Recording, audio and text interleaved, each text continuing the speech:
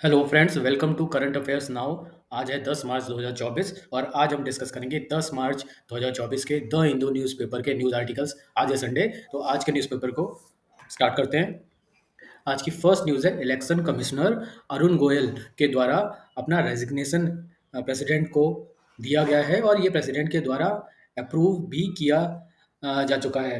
Election commissioner के द्वारा election announcement के कुछ दिन पहले अपना रेजिग्नेशन देना, ये एक बड़ी न्यूज़ है अभी आज के टाइम के लिए। Days ahead of announcement of schedule for upcoming Lok Sabha election, election commissioner Arun Goyal resign. उनका जो टेन्योर था वो 2027 तक चलने वाला था। तो अपने टेन्योर के इतना पहले और लोकसभा इलेक्शन के जस्ट पहले रेजिग्नेशन देना, ये अपने आप में कंट्रोवर्सी क्रिएट करता है। और इसको एसबीआई के द्वारा जो अभी electoral bond scheme supreme court के द्वारा नल एंड वॉइड डिक्लेयर की गई थी, उससे लिंक करके भी देखा जा रहा है।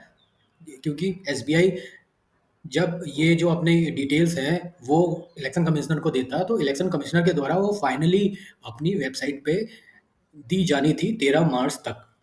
यहाँ पर ये जो रेजिग्नेशन दिया गया है अरुण गोयल के द्वारा, उसके बाद इलेक्शन कमीशन ऑफ इंडिया में केवल एक मेंबर बचे हैं, वो है chief election commissioner Rajiv Khanna.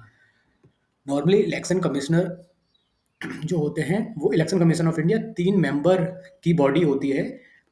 Starting में इसको जब फॉर्म किया गया था, पहले हम इलेक्शन कमीशन ऑफ इंडिया के बारे में देख लेते हैं, पूरा उसका स्ट्रक्चर कैसा होता है। Election commission commission of India 1950 में स्टैब्लिश किया गया था। 25 जनवरी 1950 में ये फॉर्म किया गया था और इसी दिन को सेलिब्रेट करने के लिए as a national voters day भी 25 जनवरी को मनाया जाता है। ये ministry of law and justice के अंतर्गत अपना काम करता है और इसका जो हेडक्वार्टर है वो है दिल्ली में, निर्वाचन सदन। इसको भारत निर्वाचन आयोग हिंदी में बोला जाता है। इसके जो एम्प्लॉयज़ हैं वो करीब 300 हैं। इनके जो मेन बॉडी है उसमें तीन तीन मेंबर की बॉडी होती है इलेक्शन कमीशन ऑफ इंडिया, जिसमें एक चीफ इलेक्शन कमिश्नर होता है और 2 इलेक्शन कमिश्नर होते हैं। आज की डेट में दोनों इलेक्शन कमिश्नर की जो पोस्ट है वो वेकेंट है। फरवरी महीने में जो इससे पहले इलेक्शन कमिश्नर थे वो रिटायर हो चुके थे और उसके बाद अब ये जो रेजिग्नेशन दिया गया है, इसके बाद election commission of India single member body बन गई है। तो इनके द्वारा जो रेजिग्नेशन दिया गया, इलेक्शन कमीशन और इलेक्शन कमीशन ऑफ इंडिया के द्वारा जो रिजाइन किया जाता है वो प्रेसिडेंट को अपना रेजिग्नेशन दिया जाता है और ऐसा ही इस केस में भी हुआ है। इनका रेजिग्नेशन जो इलेक्शन से पहले आया है वो एक कंट्रोवर्सी क्रिएट करता है। दूसरा, इलेक्शन कमिश्नर के अपॉइंटमेंट और उनके कंडीशन ऑफ सर्विस से रिलेटेड कुछ प्रोविजंस तो कॉन्स्टिट्यूशन ऑफ इंडिया ने दिए हैं, कुछ पार्लियामेंट ने एक्ट बना के भी इस्टेब्लिश किए हैं। और जो पार्लियामेंट के द्वारा एक्ट बनाया गया है वो एक्ट है chief election commissioner and other election commissioner appointment, condition of service and terms of office act 2023, जिसके तहत इलेक्शन कमिश्नर्स और चीफ इलेक्शन कमिश्नर को अपॉइंट किया जाता है। और ये पर्टिकुलर एक्ट एग्जाम के लिए इंपॉर्टेंट है। Chief Election Commissioner and other election commissioners appointment, service, condition of service and terms of office Act 2023। The Act provisions that has इस एक्ट में ये प्रोविजन दिया गया है कि एक सिलेक्शन कमेटी बनाई जाएगी इलेक्शन कमिश्नर को अपॉइंट करने के लिए और उस कमेटी में 3 सदस्य होंगे। पहले होंगे प्राइम मिनिस्टर ऑफ इंडिया, दूसरे leader of opposition in Lok Sabha और तीसरे प्राइम मिनिस्टर के द्वारा नॉमिनेटेड एक यूनियन मिनिस्टर। तो एक तरह से गवर्नमेंट की मेजोरिटी रहेगी इलेक्शन कमिश्नर को अपॉइंट करने में। ये अभी के एक्ट के अकॉर्डिंग डिफाइन किया गया है। इलेक्शन कमीशन ऑफ इंडिया एक कॉन्स्टिट्यूशनल बॉडी है। इसको कॉन्स्टिट्यूशन के द्वारा आर्टिकल 324 के तहत इस्टेब्लिश किया गया है। तो इलेक्शन कमीशन ऑफ इंडिया के रिलेटेड जो आर्टिकल है वो है आर्टिकल 324। ये प्रोवाइड करता है कि power of superintendence, direction and control of election to parliament, state legislature और इसके साथ साथ प्रेसिडेंट ऑफ इंडिया के ऑफिस, प्रेसिडेंट का जो इलेक्शन होता है, वाइस प्रेसिडेंट का इलेक्शन होता है, ये सारे इलेक्शन की जो कमान है वो इलेक्शन कमीशन ऑफ इंडिया के हाथ में होती है। तो मेनली ये लोकसभा के इलेक्शन देखता है, विधानसभा स्टेट के जो लेजिस्लेचर है उसके इलेक्शन देखता है, प्रेसिडेंट और वाइस प्रेसिडेंट के जो इलेक्शन होते हैं वो इलेक्शन कमीशन ऑफ इंडिया के द्वारा कराए जाते हैं। इसलिए इलेक्शन कमीशन ऑफ इंडिया एक तरह से सेंट्रल गवर्नमेंट और स्टेट गवर्नमेंट दोनों के लिए काम करती है और ये कॉन्स्टिट्यूशनल बॉडी है जिसके इंडिपेंडेंट अपने रूल्स एंड रेगुलेशन संविधान के द्वारा दिए गए हैं। ये बॉडी एडमिनिस्टर करती है इन इलेक्शन को, जैसे हमने बात किया। और आर्टिकल 324 ये इंपॉर्टेंट है। तो ये जो डिटेल्स है ये एग्जाम के लिए बहुत इंपॉर्टेंट है, एग्जाम में ये डायरेक्टली पूछी जा सकती है कि आर्टिकल 324 किस कॉन्स्टिट्यूशनल बॉडी से रिलेटेड है, इलेक्शन कमीशन ऑफ इंडिया, या फिर इलेक्शन कमीशन ऑफ इंडिया किस आर्टिकल के तहत स्टैब्लिश किया गया था, तो उसका आंसर होगा आर्टिकल 324। और ये कौन कौन से इलेक्शन करवाता है? लोकसभा के इलेक्शन, स्टेट लेजिस्लेचर्स के इलेक्शन, प्रेसिडेंट ऑफ इंडिया और वाइस प्रेसिडेंट ऑफ इंडिया के election election commission of India आता है। नेक्स्ट न्यूज़ है, सेंट्रल गवर्नमेंट के द्वारा कुछ अपने डायरेक्टिव्स इशू किए गए हैं। टेल गेटिंग, जो एयरपोर्ट के ई गेट्स, जो ऑटोमेटिक गेट्स होते हैं, उनमें टेल गेटिंग की जो प्रॉब्लम है, जो बहुत करीब से लोग एक साथ निकल जाते हैं उन चेक पॉइंट्स पे, जिसकी वजह से जो इंडिविजुअल पैसेंजर्स हैं उनको एक एक करके चेक करने या उनको उनका एक एक करके वेरिफिकेशन में प्रॉब्लम होती है। तो उसी से रिलेटेड यहाँ पर ये न्यूज़ दी गई है, और यहाँ पर इस न्यूज़ में एग्जाम के लिए हमारा इंपॉर्टेंट है डिजी यात्रा, जिसकी यहाँ पर बात की गई है। डिजी यात्रा एक बायोमेट्रिक बेस्ड बोर्डिंग सिस्टम है जो अलाउ करता है पैसेंजर्स को उनके फेशियल स्कैनिंग के लिए। तो फेशियल स्कैनिंग के थ्रू एंट्री होगी एयरपोर्ट में पैसेंजर्स की, और केवल फेशियल एक्सप्रेशन, उनको टिकट, जो भी पैसेंजर है उनको टिकट कैरी करने की ज़रूरत नहीं है। ये टिकट हर एक जगह चेक पॉइंट पर दिखाने की ज़रूरत नहीं है। कैमरों से उनका फेस रिकॉग्नाइज करके उनको एंट्री दी जा सकती है। तो इसी पर्टिकुलर प्रोजेक्ट के लिए डिजी यात्रा स्टार्ट किया गया था। ये एक बायोमेट्रिक बेस्ड बोर्डिंग सिस्टम है जो पैसेंजर्स को अलाउ करता है facial scan as a ticket. तो उनका फेस ही उनका टिकट का काम करेगा, जिसको 13 एयरपोर्ट पर अभी तक लॉन्च किया गया था, और 2024 में इसको टोटल 24 और एयरपोर्ट में लॉन्च करने का जो प्लानिंग है वो किया गया है। तो यहाँ पर जो टेल गेटिंग की प्रॉब्लम है, वो पिछले कुछ दिनों में मुंबई में 2-3 इंसिडेंट देखे गए हैं, जिसमें टेल गेटिंग की वजह से काफ़ी ज़्यादा दिक्कत का सामना करना पड़ा है एयरपोर्ट की अथॉरिटीज़ को। तो bureau of civil aviation security, जो एयरपोर्ट रिलेटेड सिक्योरिटी को देखती है, उस संस्था ने, bureau of aerial aviation security ने एयरपोर्ट और एयरलाइंस को बोला है कि बेटर टेक्नोलॉजी का यूज़ करें। एयरपोर्ट अथॉरिटीज़ जो पैसेंजर्स को मैनेज करने का काम करती है, और इसके साथ-साथ एयरलाइंस कंपनीज़ भी वो बेटर टेक्नोलॉजी का यूज़ करें, जिससे कि ज़्यादा मैन पावर रिसोर्सेज़ को लगाने की ज़रूरत ना पड़े, और टेक्नोलॉजी के थ्रू ही टेल गेटिंग की जो प्रॉब्लम है वो सॉर्ट आउट की जा सके। तो यहाँ पर एग्ज़ाम के लिए इम्पोर्टेंट है डिज़ी यात्रा। भारत शक्ति एक कॉन्फ्रेंस ऑर्गेनाइज की जा रही है जो इंडिया के इंडिजीनियस डिफेंस इक्विपमेंट को शोकेस करने वाली है। और ये जो कॉन्फ्रेंस है भारत शक्ति के नाम से एक फायर पावर डिमॉन्स्ट्रेशन एक्सरसाइज होगी भारत शक्ति के नाम से, जो 12 मार्च को पोखरण फायरिंग रेंज राजस्थान में शोकेस की जाएगी, और प्रधानमंत्री के द्वारा भी ये विटनेस की जाने वाली है। प्रधानमंत्री वहाँ पर रहेंगे। तो यहाँ पर सेना के द्वारा बताया गया है कि जो इंडिजीनियस मैन्युफैक्चर्ड डिफेंस इक्विपमेंट है तीनों सेनाओं के, इंडियन आर्मी के, इंडियन नेवी के और इंडियन एयरफोर्स के, वो सारे जो लोकली डोमेस्टिकली इंडिया में बनाए गए हैं उनको शोकेस किया जाएगा।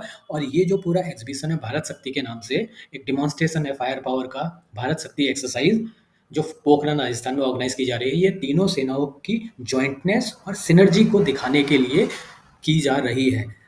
यहाँ पर जो आर्मी तीनों फोर्सेस हैं, उनका मानना है कि जो भारत निर्भर कैंपेन है, उसके बाद जो इंडिया में इंडिजीनियस प्रोडक्शन हुआ है डिफेंस इक्विपमेंट्स का, उससे कहीं न कहीं तीनों सेनाओं को काफ़ी फ़ायदा मिला है, और डोमेस्टिक कंपोनेंट्स की जो सप्लाई है, वो बढ़ गई है, और जितने भी एक्सपोर्टेड आइटम होते थे, उनका परसेंटेज डिफेंस इक्विपमेंट्स में कम हुआ है। Atmanirbhar Bharat campaign, the campaign prove to be a catalyst for transformation of indigenous R&D, adoption of niche technology and establishment of indigenous manufacturing ecosystem, जिससे कि जो भारत का सेल्फ रिलायंस का जो सपना है डिफेंस में, वो पूरा होता हुआ दिख रहा है। तो डोमेस्टिक कंपोनेंट का जो मैन्युफैक्चरिंग है वो बढ़ा है, जो किसी भी कंट्री के लिए एक पॉजिटिव स्टेप माना जा सकता है। इसके साथ ही साथ साइबर और मल्टी डोमेन ऑपरेशनल कैपेबिलिटी में भी जो तीनों फोर्सेस हैं, उनका उनका जो कंट्रोल है वो बड़ा है, और ये भी शोकेस किया जाने वाला है भारत शक्ति एग्जीबिशन में। तो एग्जाम के लिए इंपॉर्टेंट है भारत शक्ति एग्जीबिशन जो है वो क्या है, तो ये एक फायर पावर डिमॉन्स्ट्रेशन एक्सरसाइज है। ये कहाँ पर ऑर्गेनाइज की जा रही है? राजस्थान की पोखरण फायरिंग रेंज में। कब ऑर्गेनाइज की जाएगी? 12 मार्च को। तो ये 3-4 पॉइंट है जो एग्जाम के लिए इंपॉर्टेंट है। Navy demonstrate twin carrier operation, तो यहाँ पर बात की गई है पहला एडिशन ऑर्गेनाइज किया जा रहा है नेवल कमांडर्स कॉन्फ्रेंस ऑफ 2024, जो फ्राइडे जो अभी कंक्लूड हुआ है। नेवी का नेवल कमांडर्स कॉन्फ्रेंस 2024 कंक्लूड हुआ है आईएनएस विक्रमादित्य पर। पहला पार्ट जो कॉन्फ्रेंस का ये आईएनएस विक्रमादित्य पे ऑर्गेनाइज किया गया 5 मार्च को, जिसने दिखाया है कि twin carrier demonstration with MiG 29 के fighter jet taking off simultaneously from both INS Vikramaditya and INS Vikrant. तो ट्विन कैरियर ऑपरेशन शोकेस किए गए नेवी के नेवल कमांडर कॉन्फ्रेंस में, जो आईएनएस विक्रमादित्य पर ऑन बोर्ड किया गया, और इसमें आईएनएस विक्रमादित्य और आईएनएस विक्रांत इन दोनों के जो कैपेबिलिटीज है वो शोकेस की गई। तो हमारा जो आईएनएस विक्रांत है ये पहला इंडिजीनियस एयरक्राफ्ट कैरियर है, ये इंपॉर्टेंट है एग्जाम पॉइंट ऑफ व्यू से। आईएनएस विक्रांत इंडिया का फर्स्ट इंडिजीनियस एयरक्राफ्ट कैरियर है जो फुल्ली इंटीग्रेटेड किया जा चुका है नेवी में, और इसका ऑपरेशनल साइकिल को ही शोकेस करने के लिए ट्विन कैरियर ऑपरेशन डेमोन्स्ट्रेट किया गया, जिसकी बात यहाँ पर की जा रही है। कोझिकोड पहला ऐसा लोकेशन होने वाला है जिसमें इंडिया का फर्स्ट कोऑपरेटिव म्यूजियम इस्टेब्लिश किया जा रहा है। कोऑपरेटिव म्यूजियम की बात यहाँ पर की जा रही है। कोऑपरेटिव म्यूजियम पूरी दुनिया का दूसरा म्यूजियम होगा जो कोझिकोड केरला में स्टैब्लिश हो रहा है। यहाँ पर कोऑपरेटिव्स की बात की जा रही है। इंडिया में जो कोऑपरेटिव्स हैं उन कोऑपरेटिव्स को कॉन्स्टिट्यूशनल स्टेटस दिया गया अंडर कॉन्स्टिट्यूशन। और ये जो इसमें कुछ अगर हम एग्जांपल देखें तो इसमें सबसे स्टार्टिंग में या सबसे इंडिपेंडेंस के बाद अमूल एक सक्सेसफुल कोऑपरेटिव्स बनकर उभरा है, जिसके साथ ही साथ Indian coffee house, Indian farmers fertiliser cooperative, Kerala Dinesh Beedi, ये कुछ ऐसे ब्रांड्स हैं जो एक सक्सेसफुल कोऑपरेटिव बनकर उभरे हैं। ये सारे कोऑपरेटिव हैं and these and many other showcased at already almost ready international cooperative museum in the heart of Kozhikode Kerala. तो ये जो कुछ एग्जांपल हैं, इनके अलावा भी जो कोऑपरेटिव्स ने अपनी सक्सेस स्टोरी हासिल की है, दिखाई है और काफ़ी सक्सेसफुल हुए हैं, उनको जो नया 14 स्टोरी का इंटरनेशनल कोऑपरेटिव म्यूजियम कोझिकोड में स्टैब्लिश किया गया है, वहाँ पर उनकी स्टोरी शोकेस की जाएगी, दिखाई जाएगी। It will be destination to learn about India's cooperative movement that is a history of more than a century. तो पिछले 100 सालों में जो कोऑपरेटिव हिस्ट्री है इंडिया की, इंडिया में कैसे कोऑपरेटिव का जन्म हुआ और कैसे उन्होंने आगे सक्सेस हासिल की, कितनी प्रॉब्लम हुई और किन प्रॉब्लम को टैकल करके कोऑपरेटिव सोसाइटीज़ और कोऑपरेटिव जितने भी इंडिया में वो आगे बढ़ रहे हैं, वो सारी सक्सेस स्टोरी उनके बारे में लर्निंग ये कोझिकोड के इस फर्स्ट कोऑपरेटिव म्यूजियम में दिखाई जाने वाली है। ये जो पूरा प्रोजेक्ट है ये 150 करोड़ का प्रोजेक्ट था, और ये केरला के एक cooperative bank Karassery service cooperative bank के द्वारा स्टार्ट किया गया था 1994 में। ये म्यूजियम इंडिया वर्ल्ड का अपनी तरह का दूसरा म्यूजियम होगा। पहला जो म्यूजियम है वर्ल्ड का, ये यूनाइटेड किंगडम में टोड लेन में 1844 में स्टैब्लिश किया गया था। और इंडिया में अगर हम बात करें तो सबसे ज़्यादा कोऑपरेटिव महाराष्ट्र स्टेट में है। ये इंपॉर्टेंट पॉइंट है एग्जाम के लिए।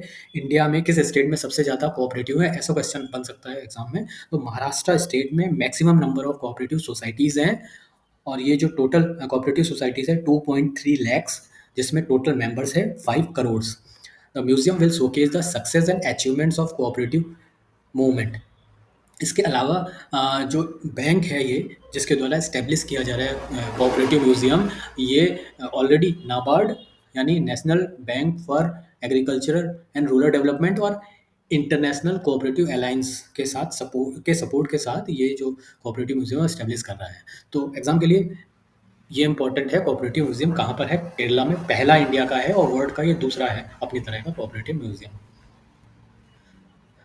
नेक्स्ट न्यूज़ है, इंडिया में 28 साल के बाद मिस वर्ल्ड जो कंपटीशन है वो ऑर्गेनाइज किया गया, और 2024 की मिस वर्ल्ड बनी है चेक रिपब्लिक की क्रिस्टीना फिजिकोवा। तो आने वाले जो वनडे एग्जाम है उनके लिए ये इंपॉर्टेंट क्वेश्चन बन सकता है। क्रिस्टीना फिजिकोवा चेक रिपब्लिक की हैं जो मिस वर्ल्ड 2024 चुनी गई, और ये जो इवेंट में है, ये इवेंट है मिस वर्ल्ड का 28 साल के बाद इंडिया में ऑर्गेनाइज किया गया। और लोकेशन वेन्यू क्या है इंडिया में इस इवेंट की, वो है मुंबई। तो मुंबई में ये ऑर्गेनाइज किया गया मिस वर्ल्ड 2024। क्रिस्टीना फिजिकोवा चेक रिपब्लिक की बनी है। और अगर हम इंडियन हिस्ट्री को देखें तो इंडिया में मिस वर्ल्ड इंडियंस 6 टाइम बन चुकी हैं। जो पहली मिस वर्ल्ड इंडिया की थी वो थी 1966 में रीता फारिया, उसके बाद ऐश्वर्या राय बच्चन 1994 में, फिर 1997 में डायना हेडिन, फिर 1999 में बनी युक्ता मुखी, सन 2000 में प्रियंका चोपड़ा और 2017 में मानुषी छिल्लर। तो 6 बार इंडिया की मिस वर्ल्ड चुनी जा चुकी हैं और 2024 के मिस वर्ल्ड चेक रिपब्लिक की क्रिस्टीना विजिकोवा बनी। तो मुंबई में ये इवेंट हुआ था। Why India urgently needs a legal framework for genomics. तो इस आर्टिकल में जेनोमिक्स फील्ड में इंडिया को एक लीगल फ्रेमवर्क डिफाइन करने की ज़रूरत है, ये बताया गया है। क्या अपॉर्चुनिटीज़ है, क्या चैलेंजेस है जेनोमिक्स में, उसको डिफाइन किया गया है।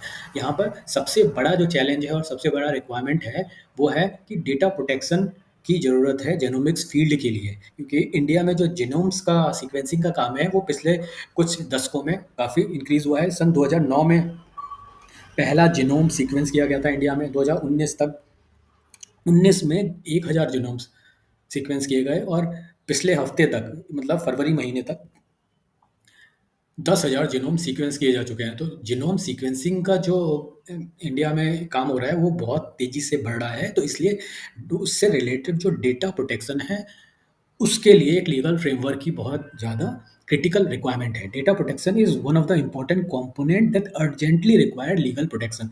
तो यहाँ पर डेटा प्रोटेक्शन के लिए लीगल फ्रेमवर्क चाहिए। इसके अलावा हेल्थ मिनिस्ट्री की एक स्टीयरिंग कमिटी है, वो क्लियरेंस देती है रिसर्च कोलैबोरेशन के लिए। तो health ministry steering committee clearances are required for research collaboration. तो जो भी रिसर्च कोलैबोरेशन जीनोम सीक्वेंसिंग से रिलेटेड किसी भी कंपनी या किसी ऑर्गेनाइजेशन को करना है तो हेल्थ मिनिस्ट्री उससे रिलेटेड जो है वो अपना अप्रूवल देती है। लेकिन इसके साथ ही साथ director general of foreign trade जो ऑर्गेनाइजेशन है वो उसके नोटिफिकेशन के अकॉर्डिंग वो department currently enable sample from India to cross border for commercial purpose. लेकिन डीजीएफटी फॉरेन ट्रेड का डायरेक्टर जनरल अपने अप्रूवल के थ्रू जो भी जीनोम सीक्वेंसिंग के सैंपल हैं वो कमर्शियल पर्पस के लिए क्रॉस मतलब विदेशों में भेज सकता है। तो यहाँ कहीं ना कहीं एक जो कंट्रोवर्सी है वो देखी जा सकती है। एक तरफ तो हेल्थ मिनिस्ट्री कोलैबोरेशन के लिए अपना अप्रूवल दे रही है, लेकिन डीजीएफटी का जो डिपार्टमेंट है वो सैंपल को बाहर अप्रोड ले जाया जाए, इस तरह का थोड़ा लूप होल दिखाई दे रहा है टोटल अभी के लीगल सिस्टम में। तो इसलिए एक कंसोलिडेटेड लीगल फ्रेमवर्क की जरूरत है। इसके अलावा despite significant establish capacity and expertise, एक significant number of sample India में सीक्वेंस किए जा रहे हैं, एनालाइज किए जा रहे हैं कंपनी के द्वारा जो बाहर स्थित है। तो उनके से रिलेटेड जो डेटा है उसके प्रोटेक्शन के लिए भी लीगल फ्रेमवर्क चाहिए। With number of organisations providing genetic testing services, data remains in silos. तो जो टेस्टिंग करते हैं उनके लिए भी डेटा एक्सेसिबिलिटी बहुत ईजी नहीं होती है। इसके अलावा डेटा जेनेटिक इन्फॉर्मेशन के बेसिस पे डिस्क्रिमिनेशन भी बहुत देखा गया है। जैसे कि अगर किसी बीमारी से रिलेटेड किसी भी पर्टिकुलर पर्सन का टेस्ट पॉजिटिव आता है और दूसरों को मतलब उसकी सोसाइटी में दूसरों को मालूम चलता है कि उसका टेस्ट पॉजिटिव आया है, तो उस पर्टिकुलर पर्सन को एक तरह से डिस्क्रिमिनेशन भी फेस करना पड़ता है, वो डिस्क्रिमिनेशन का शिकार होता है। और केवल यहाँ पर पर्सन की बात नहीं है, पूरे एक ग्रुप की भी बात की जा सकती है कि अगर किसी सोसाइटी में कोई कुछ लोग कंबाइनली पॉजिटिव हैं किसी पर्टिकुलर डिजीज़ के लिए, तो उसको पूरी सोसाइटी के द्वारा भी डिस्क्रिमिनेशन फेस उस केस में लोगों को करना पड़ता है। तो ऐसे में भी एक लीगल फ्रेमवर्क की ज़रूरत है। और ये लीगल फ्रेमवर्क इसलिए भी चाहिए कि क्योंकि इट विल इंश्योर कि ethical use of technology important है, उसका एथिकल यूज़ ही किया जाना चाहिए और इससे लोगों को बेनिफिट हो। जो भी रिसर्च हो रही है, जो भी सीक्वेंसिंग हो रही है, इससे लोगों को बेनिफिट रहे और इसके मिसयूज़ को रोका जा सके। तो ये पूरा सिनेरियो है जिसकी वजह से जो लीगल फ्रेमवर्क है जेनोमिक्स डेटा का वो क्रिटिकल है और बहुत ज़्यादा नीडेड है। अब पाकिस्तान के नए प्रेसिडेंट आसिफ अली जरदारी बन गए हैं। ये 14वें प्रेसिडेंट थे पाकिस्तान के। ये ऑब्जेक्टिव या वनडे एग्जाम के लिए इंपॉर्टेंट हो सकता है आगे आने वाले एग्जाम्स के लिए। पाकिस्तान के 14वें प्रेसिडेंट आसिफ अली जरदारी बने हैं। इंडिया और यूरोपियन कंट्रीज़ का एक पैक्ट साइन होने वाला है आज के दिन। एक फ्री ट्रेड एग्रीमेंट साइन होगा, जो हमने कल भी पढ़ा था ईएफटीए के बारे में। EFTA European free trade association है जिसमें 4 कंट्रीज़ हैं। ये कौन-कौन सी कंट्रीज़ हैं? ये कंट्रीज़ हैं स्विट्ज़रलैंड, आइसलैंड, नॉर्वे और लिechtenstein। तो इस ग्रुप ऑफ कंट्रीज़ के साथ इंडिया एक पैक्ट साइन कर रहा है, फ्री ट्रेड एग्रीमेंट। और इंडिया का क्या गेन होने वाला है? ये जो प्रपोज फ्री ट्रेड एग्रीमेंट है, इसमें माना जा रहा है इसके अकॉर्डिंग कि ये जो 4 यूरोपियन कंट्रीज़ हैं, ये इंडिया में $100 बिलियन का इन्वेस्टमेंट करेंगी और अगले 15 सालों में 1 मिलियन जॉब भी प्रॉमिस की जा रही है इन कंपनीज़ के द्वारा। इसलिए इंडिया इनसे जो पैक्ट है साइन कर रहा है। लेकिन जो गुड्स का एक्सपोर्ट है, it may gain minimally due to insignificant existing tariff. तो यहाँ पर ऑथर के द्वारा ये बोला जा रहा है कि इंडिया का जो एक्सपोर्ट है, वो बहुत ज़्यादा नहीं बढ़ने वाला है। क्योंकि ऑलरेडी इंडिया इंडिया को जो जो टैरिफ कम कराने की बात होगी, वो ऑलरेडी जहाँ पर इंडिया एक्सपोर्ट कर रहा है, बहुत कम टैरिफ में एक्सपोर्ट कर रहा है। तो इन चारों कंट्रीज़ में सबसे ज़्यादा इंडिया बिज़नेस करता है या ट्रेड करता है स्विट्ज़रलैंड के साथ, व्हिच अकाउंट्स फॉर $1.38 बिलियन, जो टोटल $1.87 बिलियन एक्सपोर्ट का है। यानी कि ये जो 4 कंट्रीज़ हैं, इस इनके साथ इंडिया ने 2023 के कैलेंडर ईयर में $2.87 बिलियन का काम किया, ट्रेड किया। उसमें से 1.87 का ट्रेड में से $1.38 बिलियन का ट्रेड केवल स्विट्ज़रलैंड के साथ है। तो मेजॉरिटी ऑफ ट्रेड इनमें से स्विट्ज़रलैंड के साथ ही इंडिया करता है। करीब 98% इंडिया का एक्सपोर्ट स्विट्ज़रलैंड में ही है और वहाँ पर ऑलरेडी ज़ीरो टैरिफ चल रहा है, जिससे कि उससे ज़्यादा और क्या बेनिफिट मिल सकता है। इसके अलावा इंडिया का अगर एग्रीकल्चर एक्सपोर्ट इन चारों कंट्री में बहुत कम है, क्योंकि इन कंट्रीज़ में इंपोर्ट के लिए बहुत ज़्यादा स्ट्रिक्ट क्वालिटी स्टैंडर्ड है और नॉन टैरिफ बैरियर है। तो इन चारों कंट्री ने अपने agriculture import already high standard पे रख रखे हैं। उनके लिए स्ट्रिक्ट क्वालिटी स्टैंडर्ड है और नॉन टैरिफ बैरियर है। तो एग्रीकल्चर फील्ड में इंडिया का एक्सपोर्ट इन कंट्रीज़ में बढ़ेगा, ऐसा कोई सिग्नल दिखाई नहीं दे रहा है, ऐसा यहाँ पर ऑथर का मानना है। इसके साथ ही officially India EFTA trade and economic partnership agreement TEPA, इस एग्रीमेंट को बोला जा रहा है। अब ये जो स्कोप है इंडिया के एक्सपोर्ट आइटम का, या इंडिया की कंपनीज इन चारों कंट्रीज में मार्केट को एक्सेस करे, ऐसा स्कोप बहुत कम है। The low scope for increasing market access for goods in EFTA could be of concern as India has trade deficit. India का करीब 18 बिलियन डॉलर का ट्रेड डेफिसिट है 2023 के कैलेंडर ईयर में। मेनली इंडिया इन कंट्रीज से gold and other precious metal, stone और coins import करता है, उसमें मेजरली स्विट्जरलैंड से इंपोर्ट करता है। तो अगर 20 बिलियन डॉलर का ट्रेड डेफिसिट में करीब 16 बिलियन डॉलर का ट्रेड डेफिसिट केवल स्विट्जरलैंड से है। करीब 80% इंडिया का इंपोर्ट इन चारों कंट्रीज में स्विट्जरलैंड से आता है। तो यहाँ पर एक तो मार्केट एक्सेस की पॉसिबिलिटी कम आ रही है, उसके अलावा इन चारों कंट्रीज को इंडिया के अंदर जो एक्सेस दी जा रही है, वो बिना कॉम्पिटिशन के दी जा रही है। यानी कि इंडिया में जो फील्ड इन कंट्रीज को दिए जाएंगे, वहाँ पर इंडिया की तरफ से कोई कॉम्पिटिशन नहीं है। तो इनकी कंपनीज, इन देशों की कंपनी बहुत बड़े लेवल पे एक्सपेंड कर सकती है इंडिया में। On the other hand India की कंपनीज के लिए वहाँ पर एंट्री करना बहुत मुश्किल है। तो इस ईएफटीए से इंडिया को बेनिफिट ज़्यादा से ज़्यादा मिले, इसलिए गवर्नमेंट को ऐसे प्रोविज़न पे एग्री करना चाहिए। यहाँ पर इस आर्टिकल में यही बताया गया है कि ट्रेड डाइवर्सिफिकेशन अच्छा है। एक तो अगर हम एग्जांपल के तौर पे देखें कि मेडिकल इक्विपमेंट में इंडिया का मैन्युफैक्चरिंग बहुत ज़्यादा हाई लेवल पे नहीं है, और जितने भी मेडिकल इक्विपमेंट हैं वो मेनली चाइना से इंपोर्ट किए जाते हैं। तो कहीं न कहीं अगर यूरोपियन कंट्रीज़ को इस फील्ड में रियायत दी जा रही है, तो चाइना पे डिपेंडेंसी कम होगी। लेकिन इंडियन कंपनीज़ को भी इस ब्लॉक में, इन चारों कंट्रीज़ में जो मार्केट एक्सेस है, उसके लिए अपने जो गवर्नमेंट के एफर्ट्स हैं, वो किए जाने चाहिए। तो ये थे आज के न्यूज़ आर्टिकल्स। आई होप कि आपको पसंद आया होगा, और अगर आपको पसंद आया तो वीडियो को लाइक करें, शेयर करें, सब्सक्राइब करें और कमेंट भी करें। Thank you.